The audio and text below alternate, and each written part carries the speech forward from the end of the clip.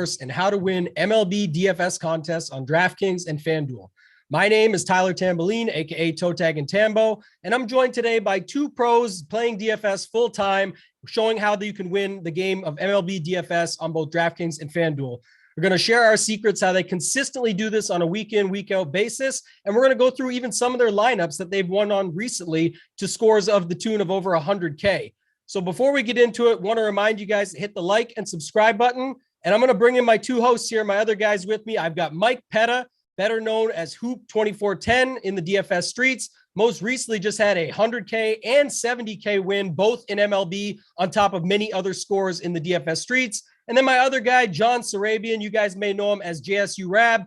He's over on DraftKings and FanDuel as well. And at the start of the season, just day 2 into the season, had himself a win for 100K, get the season started off right. We're going to go through their very lineups. We'll start with that. And then we're going to talk throughout the video how you can apply some of these secrets and things that you can use to win yourself on a consistent daily basis. So going to start with my guy, John Surabian, JSURab. How you doing, man?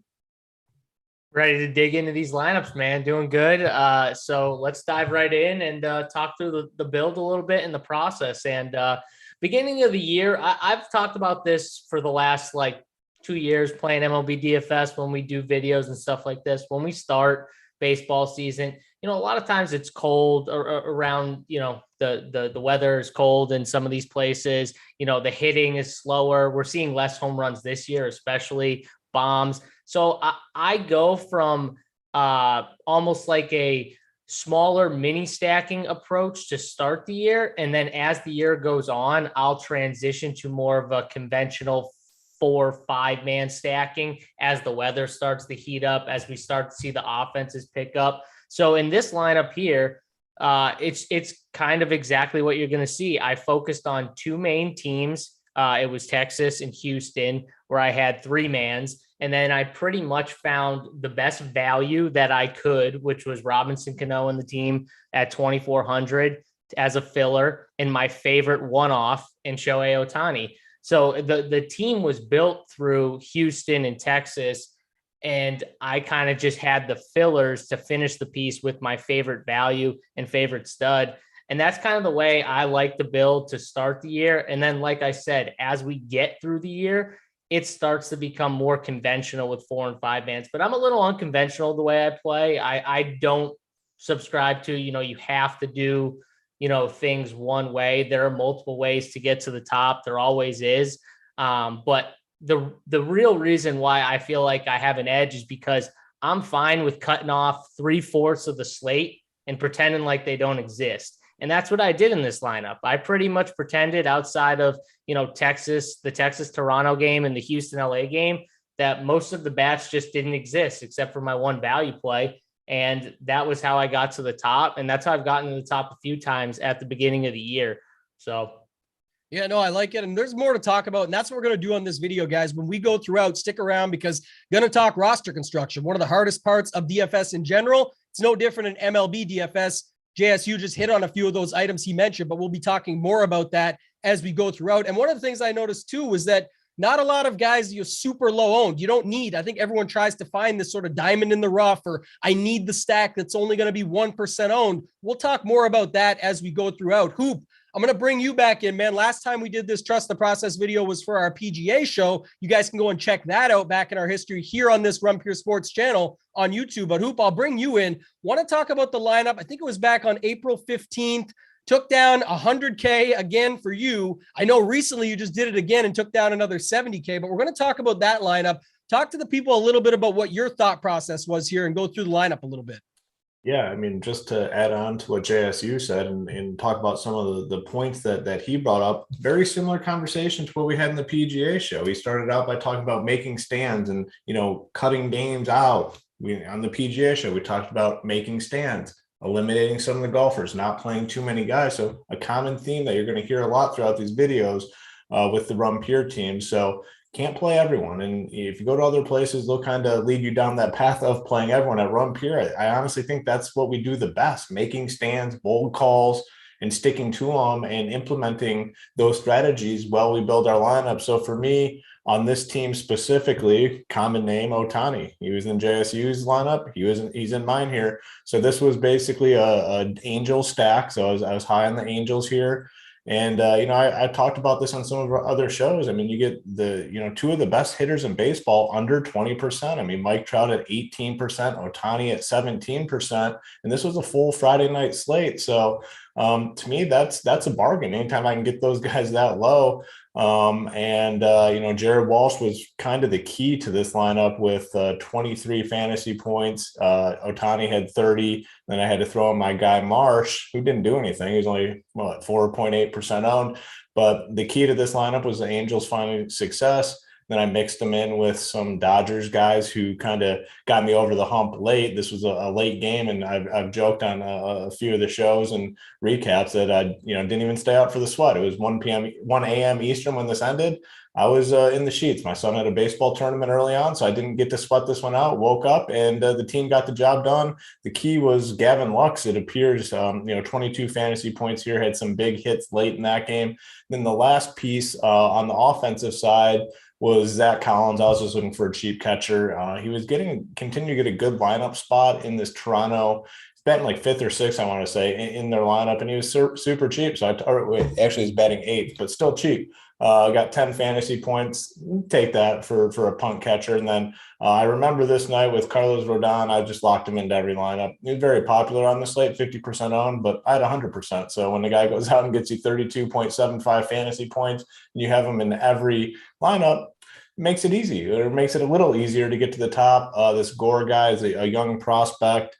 Didn't really do much, but he was only 5K and he got 11 fantasy points. So again, we talk about this on a lot of our shows and our content. When you fully punt, this is a full punt. I mean, 5K is basically the cheap. I think some pitchers are 4K, but 5K, that's a full punt. It's not necessarily what that player does, but it is what it does to the rest of your lineup. So by playing a 5K catcher, I was able to get Ohtani. I was able to get Mike Trout in there. I was able to get Jared Walsh at 4.9K, which is not a cheap price tag.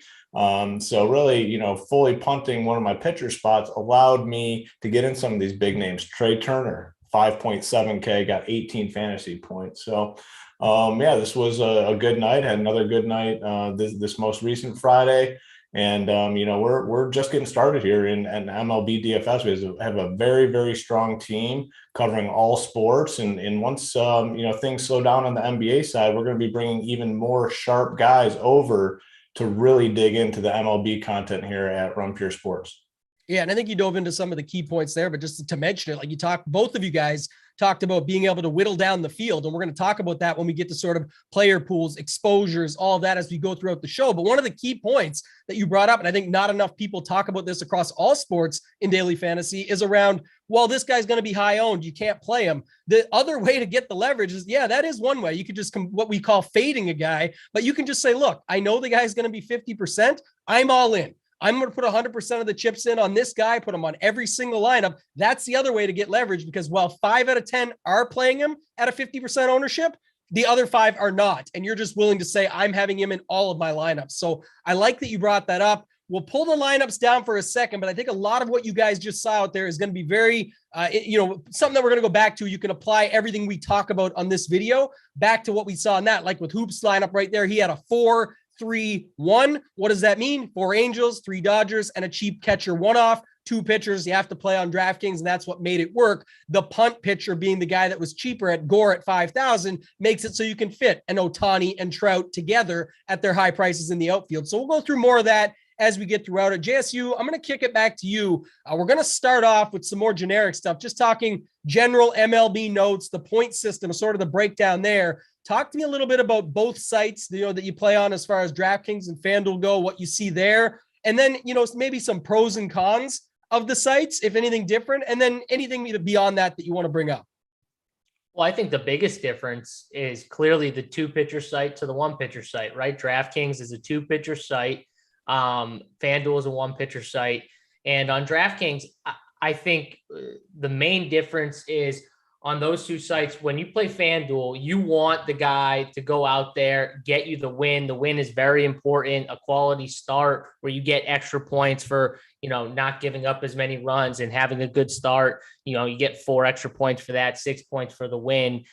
So, and on DraftKings, it's a little different, right? You don't get as many points for the win. There is no quality start. It's really about innings pitched and strikeouts. Like you just want guys that can strike out. And Hoop was talking about what a 5K pitcher can get for you in a lineup.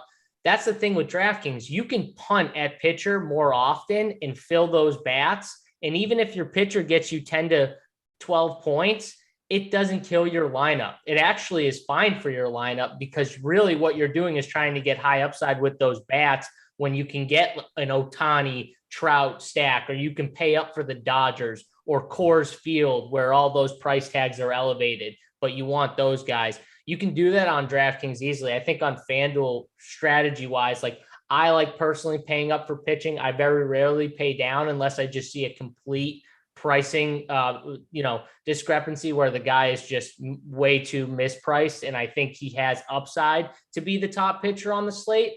I want that top pitcher on FanDuel. I want it. So if I have to pay up to get it, because I think he is ultimately the best play, I'm going to pay up. Whereas on DraftKings, that's not necessarily the case. I fade guys like Garrett Cole, Justin Verlander. I fade those guys all the time when they're over 10K, because sometimes on certain slates, you have the 5K pitchers, the 6K pitchers, where you're like, you know what? I just want to punt with them because I think they can get me 10. Maybe they have the upside for 15 or 20, which is great. And for tournaments, I'll take my shot. So I think that's the major difference between the sites, is just the 2 pitcher to 1 pitcher site and how you go about attacking it differently on each site. Because I know that's the main difference for me. Yeah, I love that you brought up the pitching factor. That's the most obvious one, but at the same time, it ties together with a lot. And I want to ask you, Hoop, because everything JSU just said is perfect. It ties into it, though. How do you find the pricing on both sites? Because the thought process is this, like you just mentioned earlier with your lineup, you can get a 5K pitcher to get you a 5, or in this case, maybe 6K batter that can hit you 2 home runs or 3 home runs. If you go up to that 8K pitcher over there and have to drop down from a 6K batter to a 3K, look, it's baseball. Anybody could go out and hit 2 home runs. It's possible, but it just doesn't seem as likely. And when you can see that in a pitcher on DraftKings, that you can get enough points out of them to give you a hitter with much more upside, a better quote unquote floor ceiling combination, you might call it. That seems to be the better way to go on DraftKings. On FanDuel, and to JSU's point he just brought up, some of these times you say, look, I just want to make sure I get the best pitcher, get the most raw points, stack that in. And then you're willing to go with maybe 4 batters that are cheaper on a lower owned stack, or a stack that's not as expensive, because they do still correlate. And if that stack just goes off, it can make things work. But tie it into how you see sort of the pricing on both sites on any given slate. Yeah, I mean, the ability on DraftKings to go down and play like a really cheap pitcher opens up a ton for your lineup. So really, the overall mindset here, I think, is the same, where I'm willing to embrace more risk at the pitcher position on DraftKings, because you have more outs. You have 2 guys. If you play one cheap guy and 1 expensive guy, if the expensive guy gets you, 35 fantasy points, it might not necessarily really matter what the cheap guy does.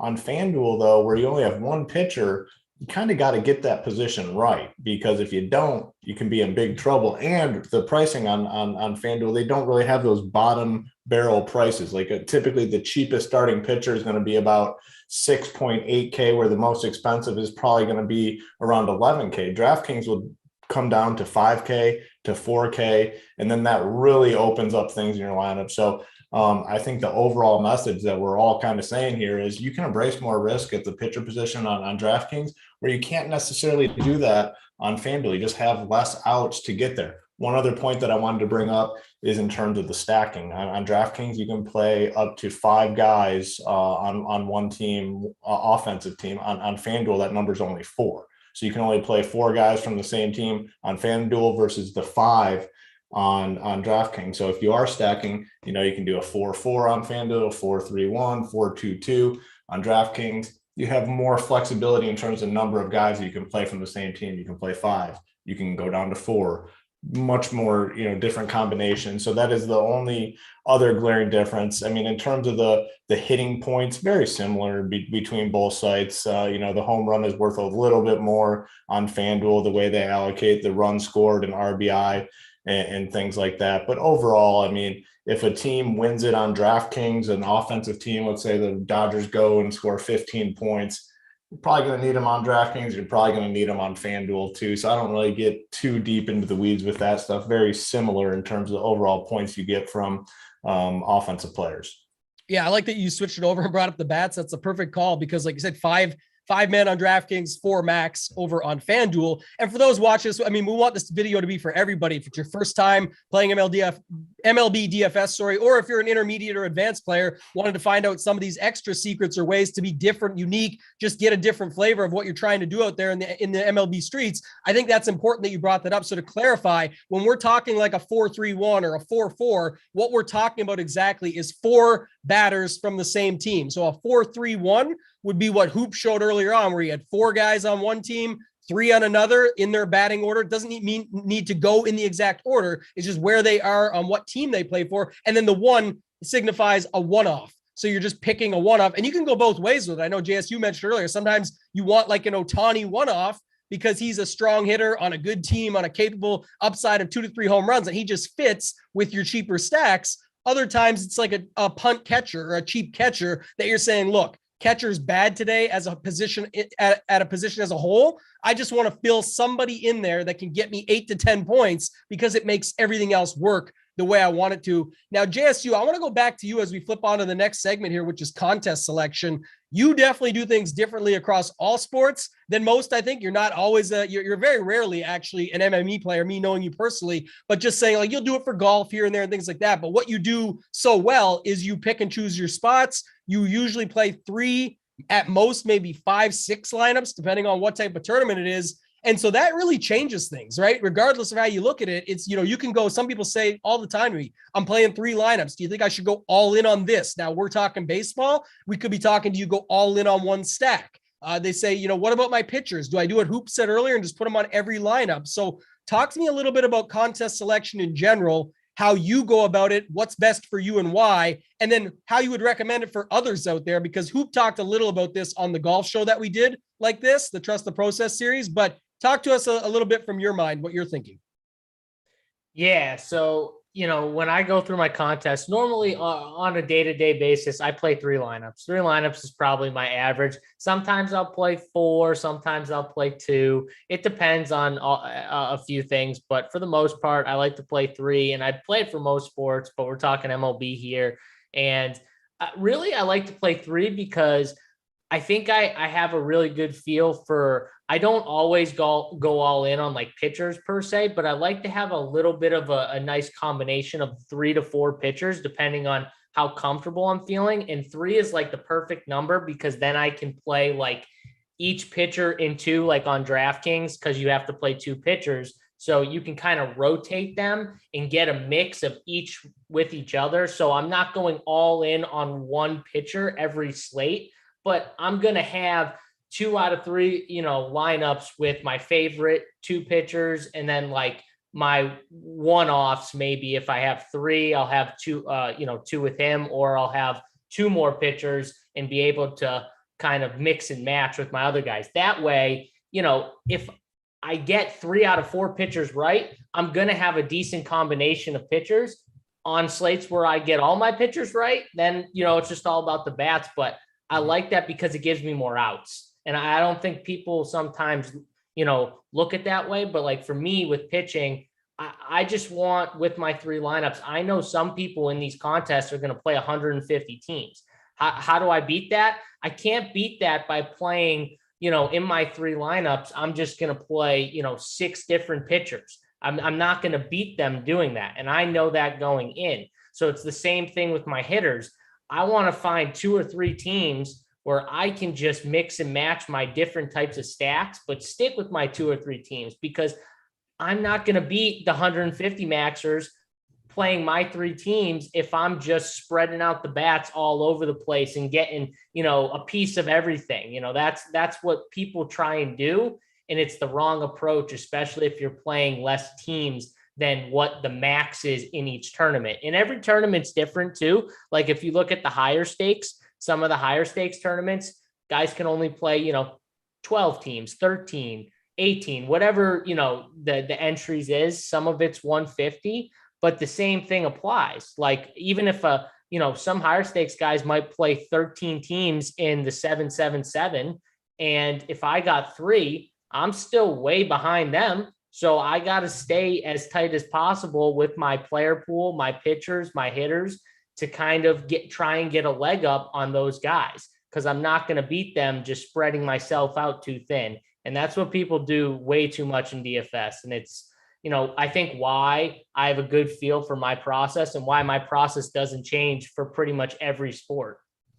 Yeah. And I think you brought up a good point there. You kind of answered a question I was going to try and pull out of you, is because I know that like the night you won the 100K, your lineups were still, that exact lineup was still competing in these lower dollar, larger field tournaments, because what you just said is the answer. Though I was going to say, how do you build for that? Because typically in hoop, I'll go to you in a minute on this. You don't have to, it's not saying to build a different way. It's just knowing what the field that you're in and what type of strategy and what, sort of process do you have to apply to be able to beat this field. It's not always the same. You can get away with a few things differently. I'll go into that in a second, but JSU, just back to you for 2 seconds there, because you do focus on that. And like the 777 is the $777 buy-in. We're typically looking at a field of 500 to 600 people, maybe some nights 1,000. It's definitely different than going into the other ones. But I think what you're trying to say, and correct me if I'm wrong, is just like, you're willing to be wrong. And it's not about what's the saying? It's not what happens when you're wrong. It's how much you make when you get things right. And that's where you're willing to just be comfortable being uncomfortable. And like you said, you can't play everyone. And that's why your 3 can not only compete with the 12. I don't think that's a question at all. Your 3 versus others 12. That's never been the issue. The bigger question would have been, how do your 3 compete in the field? Because you're still putting them into that tournament of the people that are playing 150 max, where there's maybe 50 to 100 or more people putting in 150 plus lineups. So any final thoughts just on that, how you are building for the 777, where it's still able to compete in something like the $15 that has a field size of 30,000? Any final thoughts there? Yeah. Again, I think another thing people do that's just wrong is I think they worry too much about the tournaments that they're in. And, should I build it more like a single entry team, or, just because I'm in the higher dollars, should I play a little chalkier lineup? And it's like, I don't think that way. I'll pick the spots that I want, and I don't care if they're 1%, 20%. Like I know the way I build that I'm going to be different, whether it's playing 2 pitchers from the same game, whatever it is. I have strategies in place where I know that I'm going to build out some unique teams. So I don't worry at all about what exactly, like if I'm putting it in a $15 tournament and I'm putting that same team in the $700, I don't worry at all. So that doesn't like cross my mind. And I think it's just always in people's heads, like just normal people who play every day, but aren't, spending a lot of time. They're worrying too much about things they can't get, like you're worrying way too much about if it's going to be a cash team, or, if am I too chalky? Build your stuff out, have strategies in place. Don't stray from your strategies. If you do that, you're going to master it. And over time, you won't even think about, is this the correct lineup for this type of tournament? Because people do it way too much. Yeah, well said. And we're going to do a lot of these videos, guys. So we appreciate, again, if you could hit that like button and subscribe to the channel. We've got a lot of other stuff coming out on this channel that you guys will be able to watch, more evergreen content like this, trying to go through strategies, secrets, things that we can find throughout our process. But I would just say lastly to JSU, before I go to you, Hoop, just around, if you go back to the starting of the video, you guys can see JSU's lineup. And his example is like, be contrarian. It's not to be way off the board and be crazy. That's not what it means. But the thing that we'll always constantly talk about is just play your own game and don't be afraid of just sticking with something. The fear of missing out that people have in every sport in daily fantasy is just too much, right? I got to play some of this. I got to play some of that. Oh, if I go this way, I can't go that way. True, you can't. And that's kind of what you have to be comfortable with. And if you go back to JSU earlier, a lot of people will say you got to stack 4-3-1, or you got to do 5 threes and just stick with it. No, you don't have to. And I think his was like a 3-3-1-1, sticking with the same theme throughout the video. And that's just knowing that, look, maybe not everybody's going to get there for this team, but I can get really comfortable at these spots, still correlate because stacking is important, as we've talked about, and get the pitchers that I want. And that's why the team can still compete in any type of field strength, size, buy-in, whatever. Hoop, going over to you, same questions really around this, but just, I know you build for, look, you play the 3Ks, you play the 777, 888, you'll play whatever's out there. But I think, again, you have your own way of doing things and your process has been sound for many years now. So talk a little bit about your process when it comes to this and just thoughts on it in general. Yeah, I mean, just to, talk about JSU's process, I know a lot of people, in the industry, oh, this guy's the greatest at this or that. And, that term gets thrown around so just easily. People say, oh, this guy's the greatest. I will say without doubt, I know BigT has said it and a lot of people here have said it, but there is nobody better in the industry. Nobody better in the industry at building 3 teams and having those teams compete across the entire DraftKings lobby than JSU. I mean, he does a phenomenal job, and he just literally broke down, what his mindset is in building those teams. And, I run Pure Sports, we have a ton of content, which features core plays from our coordinators up to lock, shows that are premium. It's all part of the product of Run Pure Sports. So you got a little taste there, but you come all the way over, you get everything from JSU, and honestly, the best in the industry at building those teams. So for me, I'm in those same contests. I'm building, usually around 10 teams, I'd say a night, sometimes up to 20. But for baseball, I kind of like to hand build a little bit. And we have an optimizer, and I know people use the optimizer for a lot of different purposes. SaberSim is the optimizer we prefer at Run Pure Sports. But when it comes to baseball, I kind of like the hand build feel a little bit more.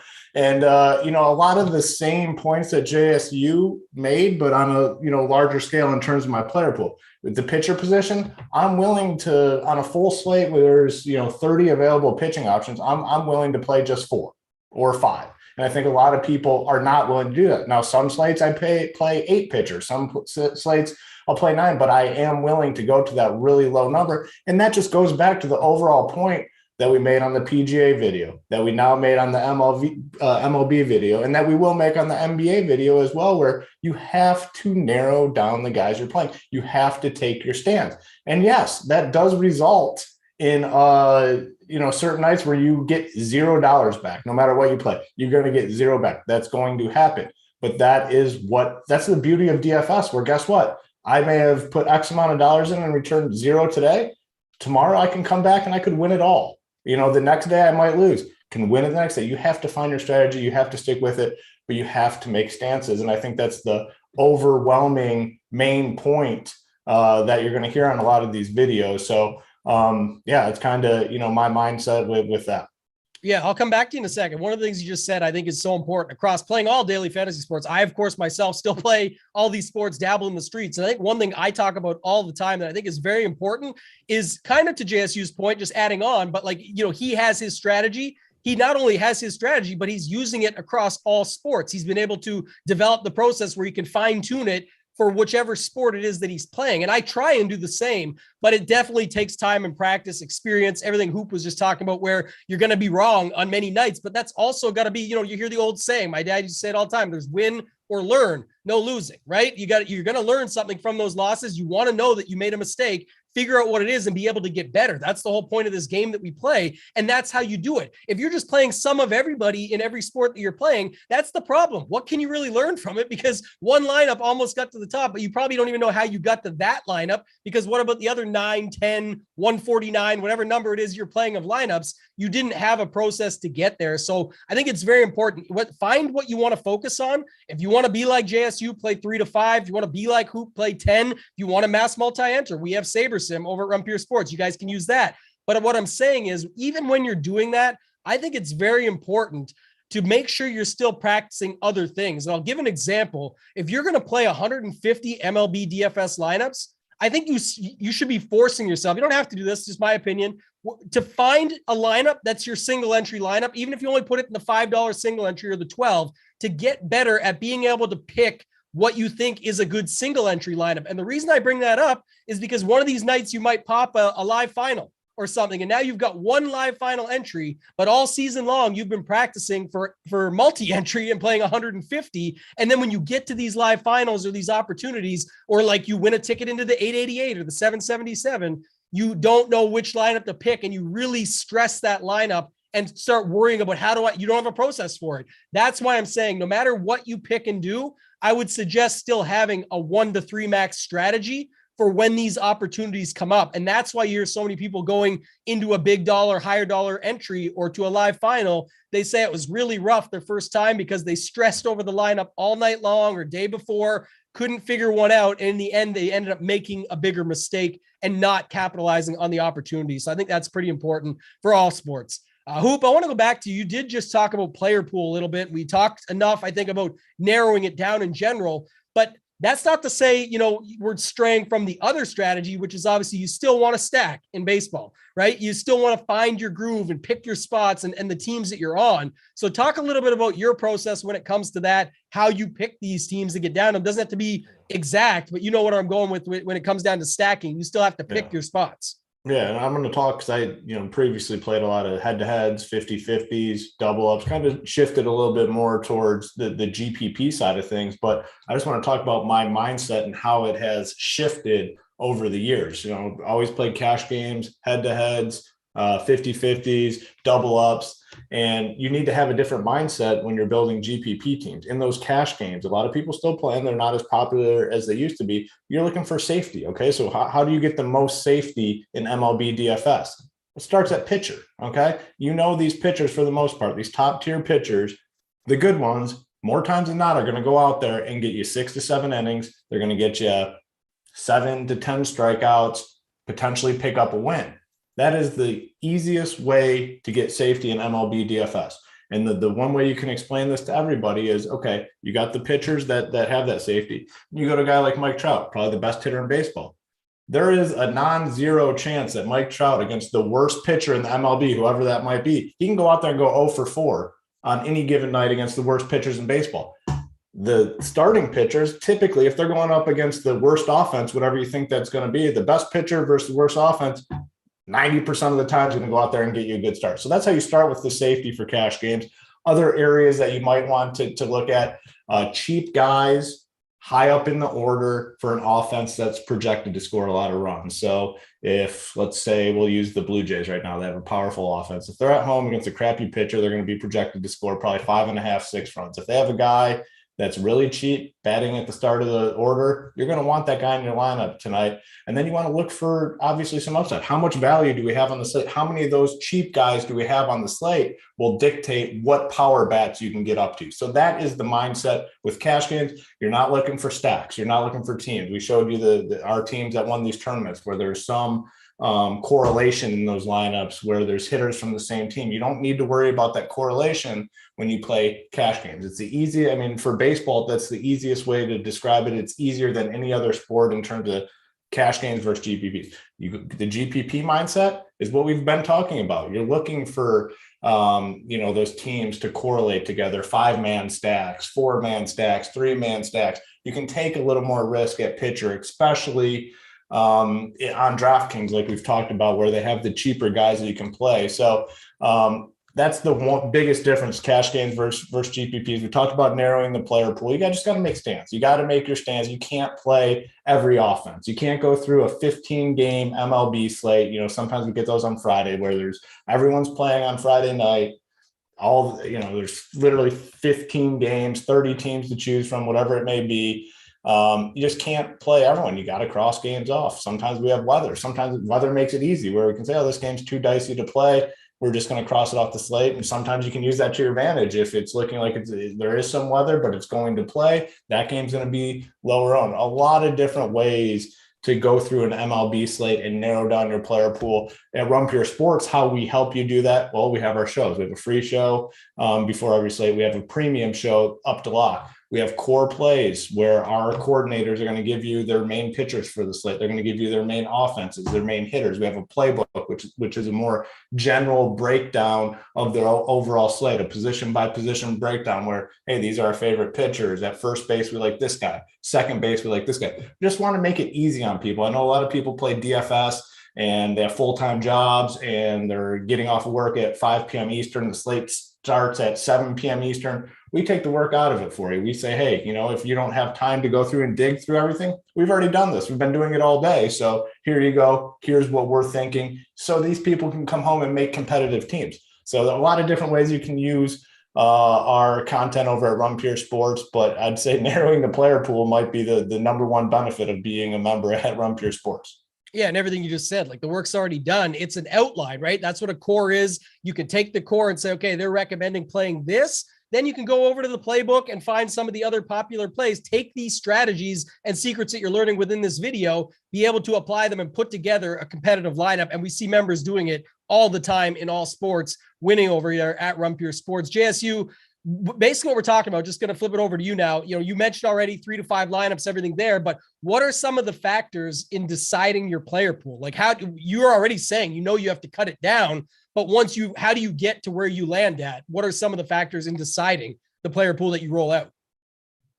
Yeah, I mean, it's all based on, the games that I have interest in. I look at again, right now, I think weather is a big key that it's so cold in some of these spots. You can just fade a lot of those cold spots. I like to find places where it's still warm and there's like a difference, because I think that makes for a big deal when it comes to hitting for sure. And then just kind of pick out my favorite, like I said, my favorite 2 or 3 spots and really hone in and try and say, I'm going to get overweight. Even in my 3, I want to get overweight as much as I can on these stacks. And if I have to stack it a few different ways, if I really feel comfortable about, let's say, I don't know, the Astros on a day, and I just want to play 3 teams, but I'm going to stack the Astros up 3 different ways. And I'm going to have 3 4-man Astros stacks, but I'm going to go about it. Maybe 1 stack's a wraparound. 1 stack is a conventional, 2 through 6 or whatever. I can have it in different ways where if the Astros go off, I'm going to have a lineup that's got to be live. Just by the way, I'm kind of going overweight on them, or I'll make it like 2 or 3 teams where maybe I'm going to play a ton of Astros, Dodgers, and 1 other team, and I'm going to rotate them just like I do my player pool. I'm going to have a Dodgers and Astros mixed up in a 4-4 build or a 4-3-1 build, and kind of mix it that way throughout my lineups. I want to, like I said, I want to narrow it down as best I can. So I'm really just crossing off as many games as I can. So that's the way I kind of go about, my player pool for hitting is more just around, who are the teams that I'm focusing on? Okay, in the lineup, some lineups I'll play all 9 hitters. Some lineups I'll say, some of these guys, I'm not playing some of these guys. So it all depends on that as well. Yeah. And it sounds like just throughout this video, you can correct me if I'm wrong, but like obviously pitching is very important, not just because on FanDuel, it's literally like the main piece you need to get right when you only have that 1 spot. But it sounds like here too, where like you could almost take this strategy for what it's worth, but with 2 pitchers on DraftKings, you have 4 or 5 that you can work with. Like you mentioned earlier, you have 4 that you work with where, okay, now if you want the Houston Astros bats, maybe you want 2 through 6 or something, right? But you're saying, all right, well, it doesn't really work with these 2 pitchers I want. Maybe then you can pop down one of those pitchers to make that work where you can fit the whole stack. Or maybe like your winning lineup earlier, you say, honestly, I don't want to drop down to that pitcher here just to get this other bat in. I'm just going to roll out these 4 guys, even if it is the 2, 3, 5, 6 hitter. And yeah, you leave out the cleanup hitter, but the 5 could come in and do what the 4 does for that given day, or the 3 could do it, the 6, anything that you've got still within your lineup, and you could build around that. Anything else to add there? Or otherwise I'm going to go to Hoop for the same thing. No, yeah, that was perfect. And like my lineup, I left out the cleanup hitter of the Houston team. You know what I mean? So there's, and that was the differentiation really, was Kyle Tucker over Yordan Alvarez. I could have played Yordan in this team, but the way I built it up, I had the 5, 6, 7 in the in my stack, and I knew that the difference in ownership and in this type of build, people were going to click Yordan over Kyle Tucker, and I knew there'd be like a complete ownership gap, and Kyle Tucker hitting the 2 bombs over Yordan. I can't remember exactly what Yordan did, but he didn't do as much as Kyle Tucker. I know that. So that was the definite differentiation between me coming in first and me coming in like second or third, or if I played Jordan. So it was definitely a big key. And I think you can do that whenever you want. Like, don't be afraid. Hoop talked about it, and he made the best example of Mike Trout can play the worst pitcher you can think of in your mind, and you're going to think Mike Trout is just going to annihilate this guy, and he comes out and goes 0 for 4 with 2 strikeouts. And you say, how does that happen? He's the best hitter. Well, he's still the best hitter in baseball. It's baseball. What are you going to do? Everyone can't go out there every day and go 4 for 5 with 2 home runs. Like, that's just, even the best hitters, that's just not how it works. So you can fade guys like that all the time. Just know what you're doing. Know what you're getting into. Like, you fade Mike Trout, just know that. You know what I mean? I faded Mike Trout for lower owned guys like Brandon Marsh on that team and Joe Adele. And you do that, and then it doesn't work out and he hits 2 bombs. Just know, like, you faded the best hitter. You're hoping that somehow he doesn't do good and your guys do good, and the lower ownership gets you to the top. That's just the way it works sometimes. Sometimes it works in your favor. Sometimes it doesn't. But you got to be able to take those chances. Hoop talked about being able to, I think you guys talked about being able to take an L.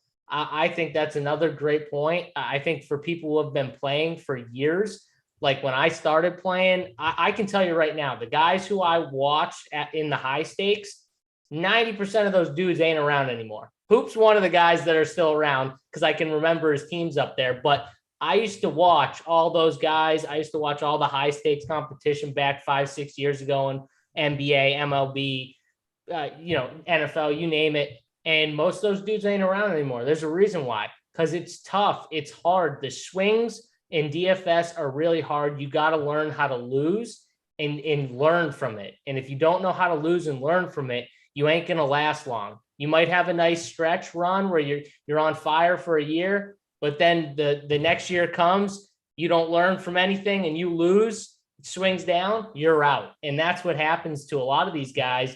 They can't hang anymore. They're strong for a year or two, and then they just dip out, and you don't hear from them again. Well, I won't go naming names, but we could name a ton of names right now where that's just happened to. And I think it's because they just struggle kind of learning from those downswings. Those downswings hit everyone. I don't care how good you are. All of us have hit downswings. You got to be able to learn from it. Yeah, I agree. We talked about that on the PGA show as well, too. It ties into it. I'll go to you in a sec, but just around bankroll management is another part of that, right? You know, when you're up, it doesn't mean you need to start playing all the $3,000 buy-ins. When you're down, just keep playing the same game and know that the plays you're making are putting you in the position to have a chance to get lucky and ship a tournament. But the reason it's not working on the other nights, because you're going to take more L's than W's that you'll get, is that you've played it in a way that you can leverage up on the entire slate. Like JSU said, if you fade Mike Trout, very dangerous game. You're hoping for one of those 0 for 4 nights, not one of the nights where he goes 6 for 6 because they absolutely crush and he gets to the plate extra at bats, hits multiple home runs, all of that. But you have to know what you're doing when you're building out your rosters. And JSU, you talking about, like, you and I met personally like 2017. So we've still been doing this for a long time, been able to stick with it. And like you mentioned earlier with your process, I'm the same way, being able to apply it to all different sports. Hoops on the MLB, the PGA, he'll be on the NBA show. He's on every sport because he's been doing it in every sport as well. But that's why sometimes people wonder, like, how the heck did this guy win at esports for League of Legends? Or how did he win at NASCAR too? We're playing a different game. It's not necessarily just about who you play, but what I always say, it's about how you play. And we're talking today on this very video about how you can apply this stuff. So Hoop, I'll kick it over to you. Just final thoughts on narrowing down your pool, how you get to some of these guys, anything you want to add on there as far as what JSU talked about. Yeah, I mean, just to add on to that conversation a little bit, all of this that we're talking about ties together. Like JSU brought up, like bankroll management, things like that. It all ties together. And the number one asset I think that a DFS player can have is the ability to adapt to a different sport, or how a sport changed, or how the DFS landscape has changed. You have to be willing to adapt. You have to take a step back and look at what other people are doing. I mean, it all comes together. And I really just feel like our team at Run Pure Sports is so well-rounded, where we're able to assist people in that. We're able to assist people in the right direction. Like, just for example, the beginning of baseball season, we saw all those starting pitchers go out. And they're only pitching like 4 innings. Even the top names. So like the first week, they're only pitching 4 innings, 70 pitchers. we didn't play any of those guys. We said, screw it. Like if we want the offensive pieces, and it worked out quite well, like right out of the gate. There are a couple of guys that went deep and, picked up a bunch of strikeouts, but you couldn't prioritize pitching really the first week. You just had to, just get by at the pitcher position. So, we talked about like certain weather situations, roof being open, roof being closed in Texas, that plays a factor. Like we encapsulate all that stuff, each slate. In terms of narrowing the player pool, one other thing I wanted to touch on that JSU brought up, which was a good point. You need to know the offenses that you're stacking. Like some offenses, yeah, you can play the 8-9 hitters. Other offenses, you want nothing to do with the 8-9 hitters, 7-8-9 hitters. It really varies team to team. And again, we definitely can help with all that. We have a stack chart where 3 or 4 of our guys put their favorite stacks, and they're going to tell you, hey, we want hitters 1, 2, 3, 4, 5 in this offense, or we want hitters, 5, 6, 7, 8 in this offense. So we will help you with all that. The other thing that's very important in terms of narrowing your player pool are platoon hitters. There's some guys that are only in there to face lefties. There's certain guys that are only in there to face right-handed pitching. When the team goes to the bullpen and they pull their pitcher, that guy's out of the game, might only get 2 or 3 at bats. There's a good big group of guys that, that's the case for. And again, that is something that we assist our members with, slate in and slate out. Yeah, I like that you brought that up too. And just, I know you talked earlier a little bit about the hand building versus the optimizer, but I think that ties in to everything that you just said, where like, and how an optimizer works. If you are going to go after the 150 or the 20 max or something like that, where you're putting in a bunch of lineups, if you narrow it down, I think JSU is on the right track and saying, get the guys you want within those stacks. But think about this. If you're going to tell an optimizer to give you 5 3 stacks where you have 5 guys from the same team, and then you're wondering why you're not getting the Astros, well, because you narrowed your pool down to 4 Astros. That's why it's not always the conventional way. You don't just have to play a 5-3. We talked about it throughout with how JSU does his lineups, how Hoop does his builds, where sometimes that just means an extra guy comes out, but your pitcher gets upgraded or whatever else it might be. But Hoop, any thoughts on using the optimizer? I mean, this is one thing I think gets overlooked so many times, where people are like, oh, I'm not building 20 lineups, or I'm not building 100 plus lineups. I don't need it. And then on the other side of the coin, people say, oh, I can't compete in those because I don't have an optimizer. I think it can go both ways. But one thing I think for certain is that an optimizer can still be used to your advantage if you're willing to do some of the things we talked about earlier. Fit your player pool down, knock out the hitters you don't want, cross off pitchers, get your pool down to what you want it to be. And then I like to use it even for like 3 max building, because now with my projections, my pool, what does it say the best lineups are? And then I can sort of move things around, but it's almost, I call it like a virtual hand build, where I'm not really using the optimizer to build a CSV out to give me an exact 150 for every sport. I do in like golf, but I'm saying for baseball, our basketball playoffs that we've got going on right now, things like that, I might just say, give me my pool, see what it says the best lineups are, and then let me make the decision on which one I want to select. So Hoop, I'll stick with you on optimizers in general. We, of course, have SaberSim partnered with over at Rumpier Sports, a great optimizer when it comes to that. And I'll go to you after, JSU, with some extra points on it, but just go back to you, Hoop. Any thoughts on an optimizer in general for baseball? Yeah, so for NFL, NBA, well, not really NBA, but NFL, PGA, I'm more of a 150 guy. I'll make 150. I'll admit it. Like for baseball, I typically don't make 150 lineups, but we have this partnership with SaberSim where they make it very easy. If you're a new player, a new person to fully MMEing, you can choose the number of, you want 5-3 stacks, you want 4-3-1 stacks. A very in-depth, great tool that can help you make 150 teams. Also on our team, we have a lot of guys that build 150 teams, coordinators that are in our Discord chat, helping, assisting with people, answering questions. And then on top of that, we have the SaberSim coordinators themselves in our Discord chat, where you can go ahead, ask them a question, and they respond right away. Very, very helpful. In terms of someone like me or JSU that's making, 5, 10 lineups, 20 lineups, you can still use the optimizer to assist you. You go through and you can run it and see like, okay, these teams are pairing good together, or these teams are going to be popular, can get you on the right path, get you in the right direction. If I lock in these 2 pitchers, which offenses am I going to have access to? If I want the 2 most expensive pitchers, can I get the most expensive bats today? Can I play the Dodgers? Maybe not, So there's a lot of ways you can use an optimizer, even if you're not doing the full 150 teams. But if you are doing the full 150 teams, I think Saber is a great tool for you. They do a lot, like we talked about. If you're somebody that works a 9-to-5 job and you got to get home quick and build your teams, SaberSim in that same aspect can help you, because they've already gone through and ran, what they think are the best teams and the best combinations to win the big GPP. So they're just a big asset to anyone that's looking to do 150 teams.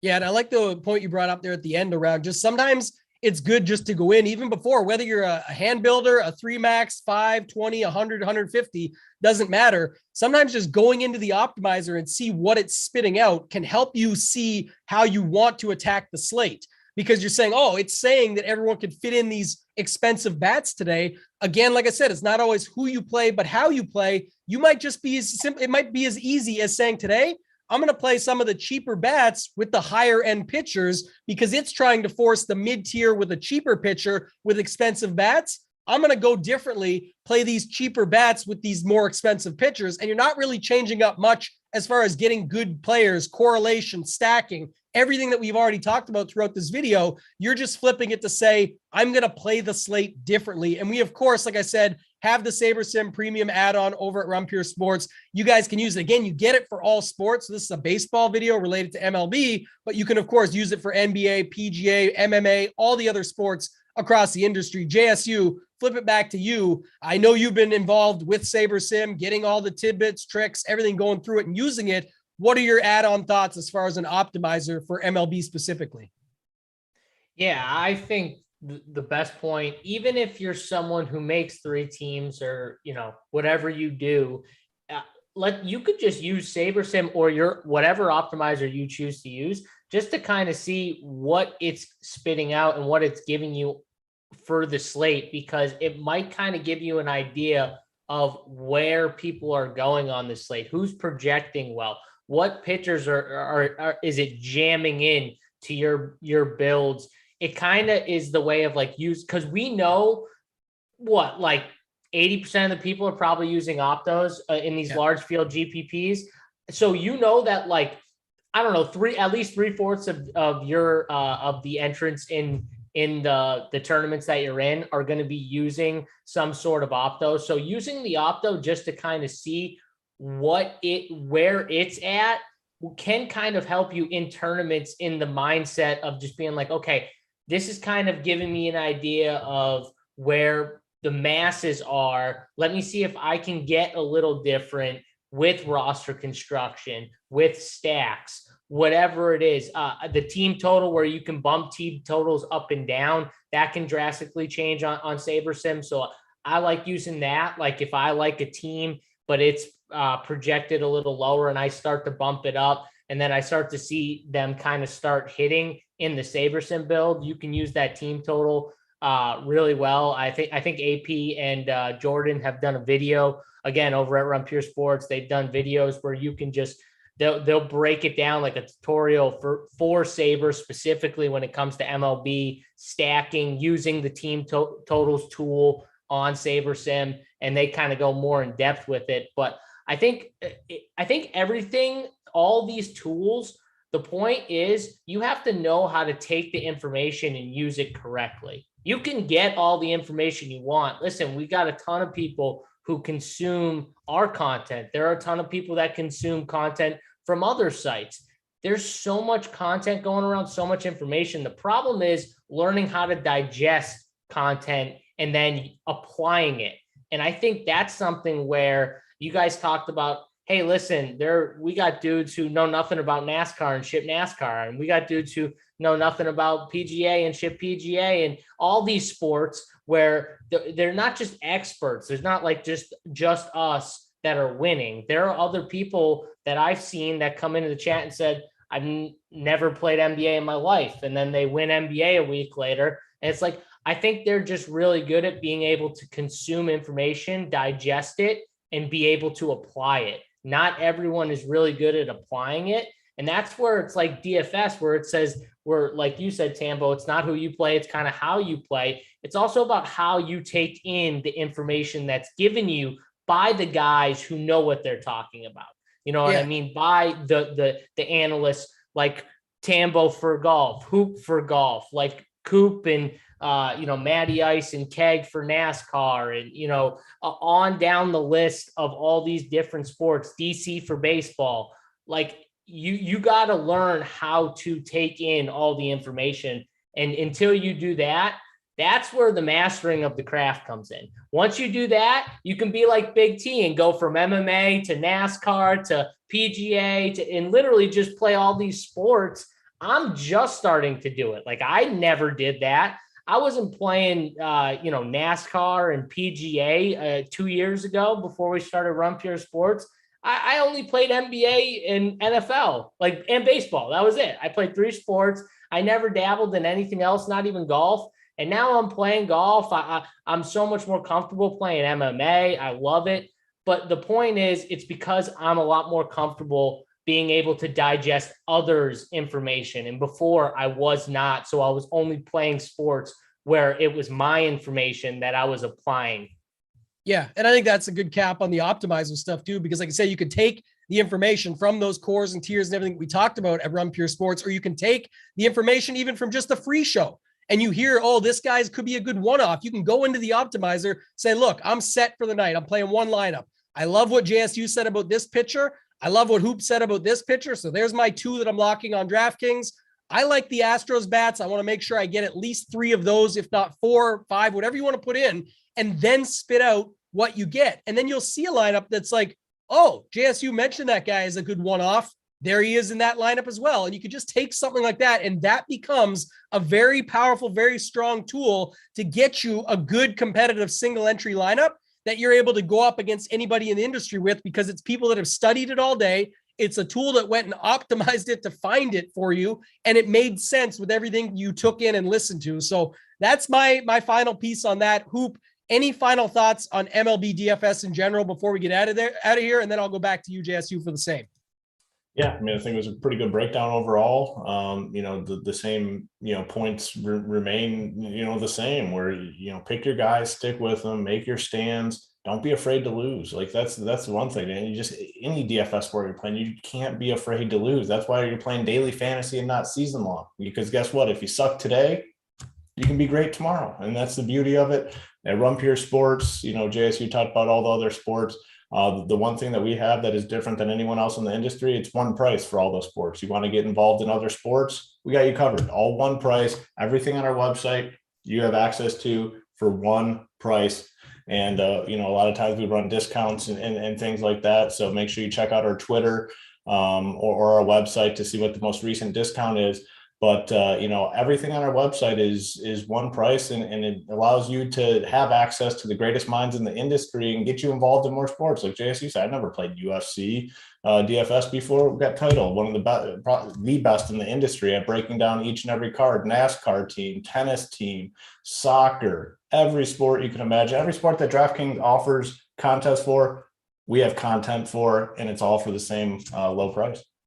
Yeah, couldn't have said it better myself. You nailed it at the end. Last point I'll add on to that before I go to you, JSU, is we all actually play. I think that's one of the biggest things. We don't talk about enough or brag about anything because we don't need to. We'll just explain the truth. But we actually put our money where our mouth is. We go out and play the sports, some for more than others, bigger numbers, but everyone's actually playing what they say. So when we win, you win. When we lose, you don't always lose, because sometimes you do a better job, like JSU said, taking in that information. I found better lineups with a Big T or JSU core than them some nights, because I just picked a different one-off, using baseball as the example, and my one-off hits an extra home run and theirs didn't, or something like that. So there's a lot of opportunity when it comes to that, but just know the people over at Run Pure Sports are actually playing what they say, standing behind the stuff they're putting out there. And we're spending a lot of time, most of us full time, on this stuff to get you the best information possible. So JSU, I'll go to you. Final thoughts in general on MLB DFS before we get out of here.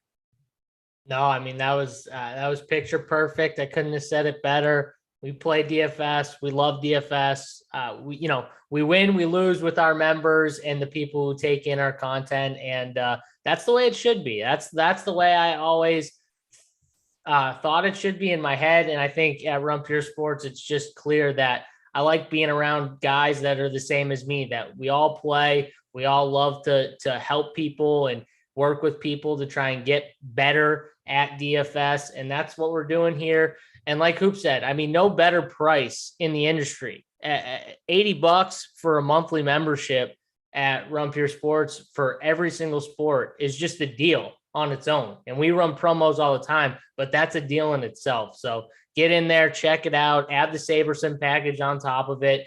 SaberSim's a really good optimizer. If you're into the 150 maxes, for sure, you need an optimizer. Even if you build 20, though, we talked about it. They can still be a helpful tool in you figuring out ways to get different or to build teams.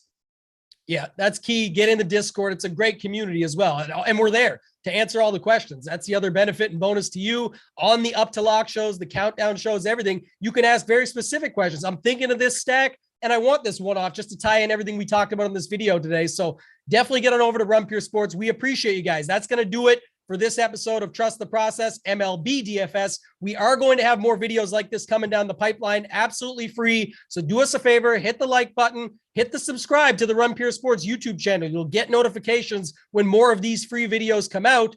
I appreciate you guys. Look forward to doing more of these videos with you. For Hoop, for JSU, and for myself, Toe Tag and Tambo, Simon, get us out of here.